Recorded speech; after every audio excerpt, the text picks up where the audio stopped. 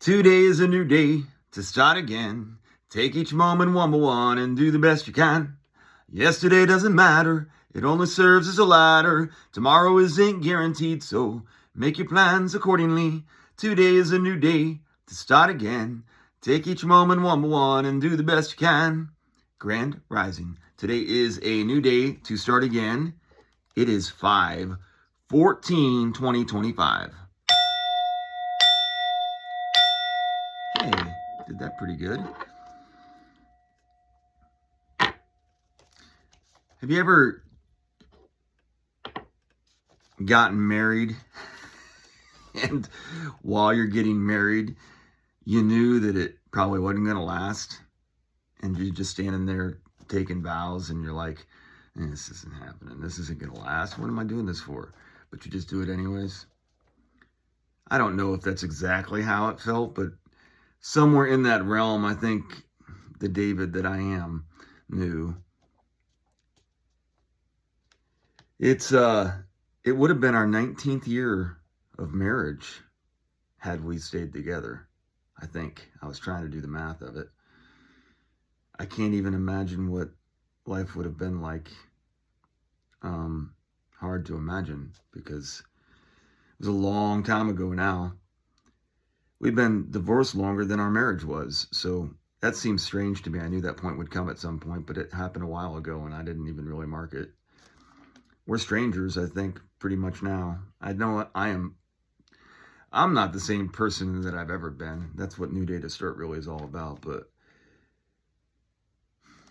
one of the fears I have, I guess, would be that my kids don't even remember me when I was a married dad. Because at one time I was a married dad. And it does seem like no one even really remembers that. And the ones that would, my mom and dad are gone. Just the people that were around is basically my ex's family and friends that I'd made like through coworkers and things like that, but they weren't really a part of my family. So it is what it is. It doesn't really matter. I did a lot of bad and a lot of good. I made impacts, so. And when I was in psychology class, I really focused on that first 5 years. The first 5 years were very formative. I don't know what the word is. Formative? That doesn't seem right. But your structure, really. And during the first 5 years of all of their lives, except for my first, which was, I actually didn't get involved with her until about her 5th or 6th year. But I got the first 5, and I think that helps a lot. So the foundation was helped and set. But after you make life-changing decisions, there's always that point of no return. And that's that point where your consequences of your actions have caught up. And now you are, faced with, it's like, there's a show that I was watching. I like to bring it back to pop culture. And this was a recent one that helped me through really difficult times, actually. So I'm going to give this out to people that are alone. There's actually a show called Alone. And if you're into this kind of stuff at all, the neat thing about it is there are survivalist type people, and they put them out to put their money where their mouth is, basically, to see how that well they do in real settings. And it's all still orchestrated, but the show itself is pretty good, especially when you're alone, because they talk a lot about loneliness. It's probably the biggest feature of the show, is these survivalists. They get out there and it's not really their will to survive, it's that they miss the people that they love. And the hard part about, like, when you're in a society where the people that I love aren't that far away, but it's just a weird situation in life where that's one thing that happens with divorce or with breakups in general, because you also get these networks of friends. And whenever you break up with somebody, we don't need to, everybody knows this stuff. So you have real life things that happen that alter your entire universe, and you have to figure out ways to deal with it after after like decisions are made, when we're no longer going to be together anymore. So then that changes everything, especially when you've been doing something for a long, or you're building your life built around that idea. And so you have to take it on the chin if you're the one that has to change and go to a different direction, because you're the one that was basically rejected. There's nothing I can do to change the past. I can blame myself, and I am to blame. Everyone is to blame in their own life. So I can blame myself. I am to blame. I can be lame. But that's just not me.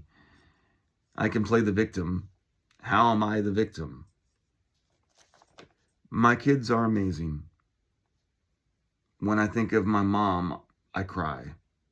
I know she is disappointed in me. When I think of my dad, I get mad at myself because I know he really didn't expect that much from me. I think my mom was constantly building me up, and my dad was basically like, let's settle down here. And I think my dad was probably right. But I know that they love me. One thing that happened yesterday is I stood on my hands. I got all of my weight up on my body in this, I forget what it's called. It's one of these moves, but my wrists over time have just really been, well, they were hurt, and then they were neglected after being hurt. And so I haven't been able to, but it's so important if I can get to where I can put my palms on the floor and put all of my weight on that and start to relieve the tension there. It's going to be very big for improvement in my hands. I can already feel it happening. Those are just breakthrough moments that you feel a lot stronger. I've worked really hard the last 2 months on building my body up. I got a white thing on my hat. I'm a mess. But during the course of those last 2 months, I didn't sell much. I didn't make much money. I didn't spend that much money either, though. And I did a lot. I think mental health is a big issue, seems to be surrounding me. And I will say that I'm very lonely. I did get a cat. Then I thought my cat might get lonely, so I got another cat. I'm the only man in these classes doing yoga, basically. There's every once in a while you see a couple other dudes in there, but for the most part, I'm pretty much the only man doing yoga in these women's classes. I'm trying not to act like a flirtatious guy. There are a couple women in there that are, one's way, I don't want to say out of my league. It's just somebody that's got their life together. I just don't see how they would have any sense to want to even interact, other than maybe just like as a pity friend. That's pretty much what I provide for, is a pity friend, amusement, entertainment.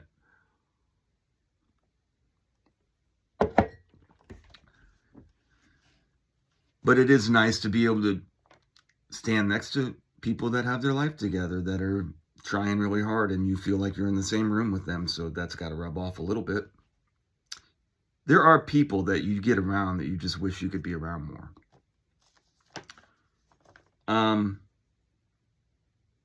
I like to play with rocks. I started playing with rocks in my late 40s. It started with a couple of them. I think I have 28-ish rocks, and I pretty much know what every one of them is. I almost always have one on me. I play with rocks. And bells. I like bells. I have a bell that's I currently broke, and I didn't want to fix it. I could have fixed it myself, but I was given the option for them to fix it for me. But I only get to go to this place once a week. I feel like I'm in a video game. I have a little gem shop that I go to once a week, part of my routine. Like I'm a character in Warcraft, and I upgrade my materials as I go along. But I've got very strategic use of my funds. I'm going to try kickboxing tonight. because I'm getting better with my legs, I'm telling you, if you're a person that hasn't stretched out much in their life, if you start to stretch out, it's amazing what it does for your body and your confidence. You start to be able to do things that you didn't think you'd be able to do again. I need to stay more quiet about it though, because as you become more comfortable, I start to say more and talk more. But I think I'm getting better at staying quiet. Yesterday, two gentlemen were talking about a subject in public that I honestly have never heard discussed in public forum outside of a meeting that I went to. So I had it sitting next to me. What was really interesting was when I first heard the conversation begin, you had these two guys that obviously they're performing almost in public. They have two people talking to each other loud enough for other people to hear about interesting subjects. And then there's a third gentleman there. And then I piped in a couple times just because I couldn't help myself. But it was very interesting, the subject matter that I heard talked about. And there was another gentleman next to me, and I kept watching him. He was one of those really quiet guys, and he just kept laughing a couple times.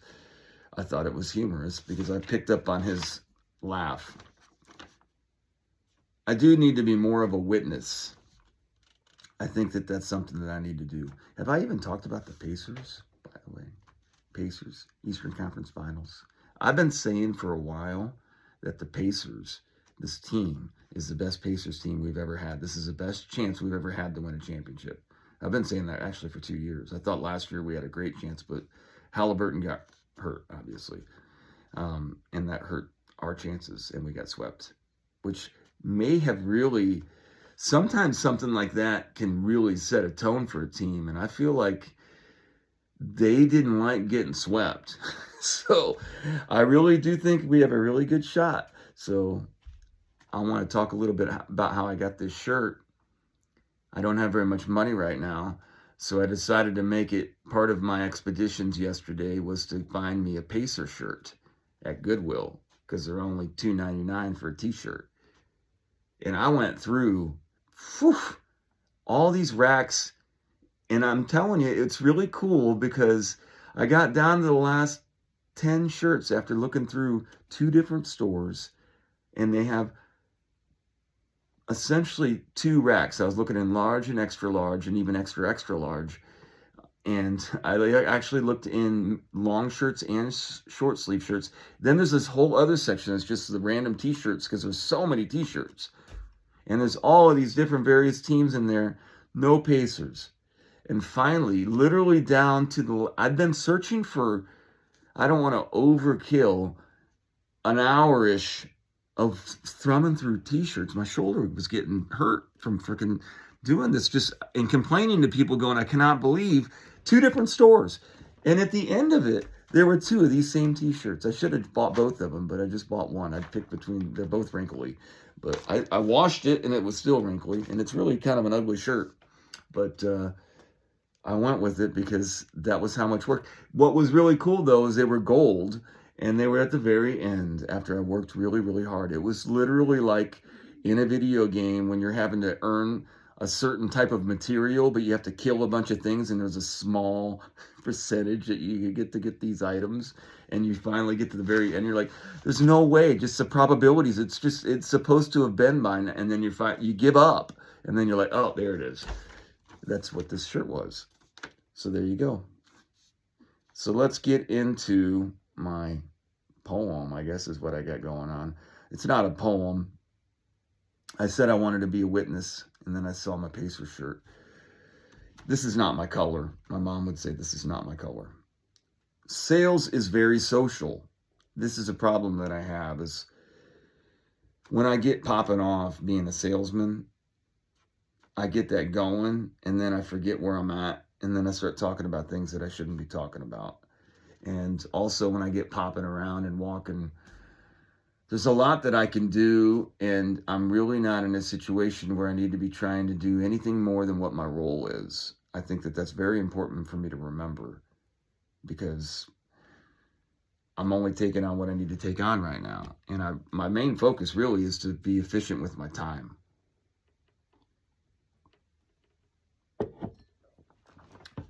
So I'm in an environment where I'm in sales. I need to be social. I need to be able to network so that I can increase my business there by using my name and my personality in public as well. That's something I'm going to need to start doing, is while I'm in public, I need to start promoting for myself in my business at work so that when I clock in, what I also need to do though is I need to stay fully aware of my role while I'm clocked in. I need to make sure I stay fully aware of my position and what I'm supposed to be trying to do. I shouldn't try to do more than what I'm supposed to be trying to do.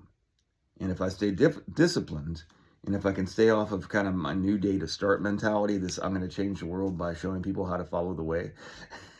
If I can keep that out of my verbiage while I'm at work and just be a retail sales associate at an outlet center, which is what I am and what my skill set is. If I stay disciplined in that role, I'm going to be very successful. I can become very efficient. I can use this efficient time to pursue my yoga and my golf and become a grandfather. I think I've lost my ability. I can still be a father. I'm not trying to water this down, but I have had to take it on my ego chin that this is something that I've hurt my life with. But you can redeem yourself as a grandfather. It's a whole thing.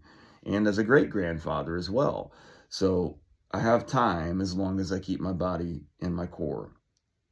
So by slowly and methodically building a strong core, which is what I've been doing, I can tell. I've been looking in the mirror and seeing that I'm getting much stronger here and here and here, and especially right here. And that's been very important for me in what I want to do with my life moving forward. And proper spine alignment for longevity, keeping good posture. Slow and steady wins the race. I'm taking my health very serious, but trying to do it in a very relaxing way.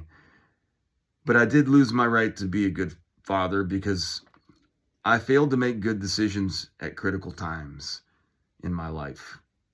I tried to allow my faith to lead me, and people will say that's an excuse.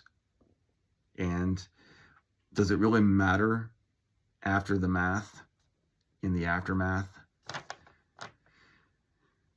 How hard do I have to work to make up for my mistakes? If I should have to endure some kind of work penalty to make up for my wrongdoing and pay my debt, what do I owe? I know that I could never get back what I lost. No one can pay me back my reputation as a son, a brother, a father, a husband, a friend. These have all been tarnished by my own doing. I give myself openings. I open myself up. That's one thing I've really learned is don't be regretful for opening yourself up for ridicule. You opened yourself up for it. So don't begrudge people that ridicule you. That's something that I took personal in public forum in a couple different places where I really should have just let it go because it doesn't really matter. Just use it as thank you. And I've done a little better with that. The best thing I can do is refine my edges. I can't really fix the fact that I am who I am. It's really hard because you want to talk about your children, but the first comment's going to be where they go to school at. And, then you have a whole story to tell. And it doesn't really matter what the story is. So you do find yourself in a very difficult situation. But much of my stress comes from things that I said. So things that I said that I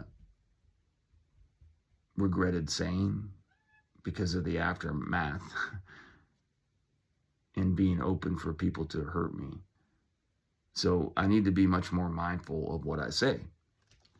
It's not my job while I'm working in a job to do anything other than what that job is. I'm clocked into that job. So I need to differentiate between those. I think that's very important for me moving forward. I just need to find my center, gain awareness in the current. I think that's very important. You have to, it's not just gaining awareness of everything. Is the spatial is very important, but the current, you really need to get based into the current. Balance. The keep a beginner's mind is my side note that I always bring back into it. Is that's where today is a new day to start. Is it really important? Is when you do, let's go. You have to basically change your mindset to, doesn't matter past, future, today is now. It's the present. So you have to stay in present as much as you can. Follow the way and be a disciple. Know your role in each moment. So when you clock in, be efficient with your time. I'm a sales associate at an outlet. Remember who you are. Quit talking outside of business. Are you trying to become like a big time furniture player? Is that what your intent is? Then stop trying to do it. Just be a sales associate. Do what you're supposed to do and let things happen. If they happen, just be where you're supposed to be.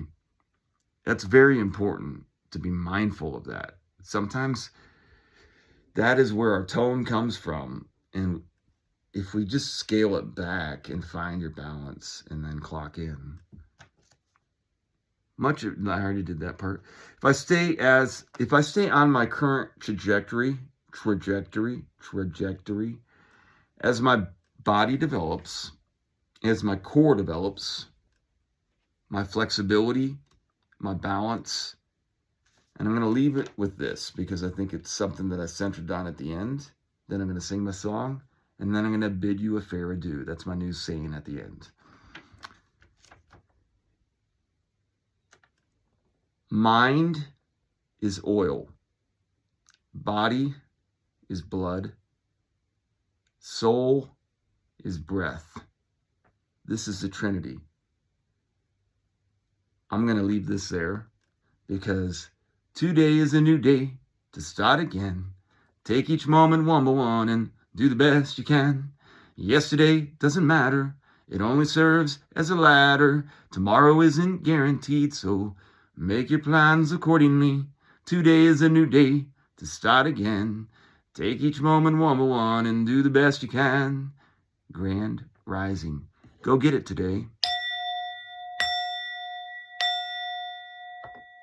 Be a disciple in your role.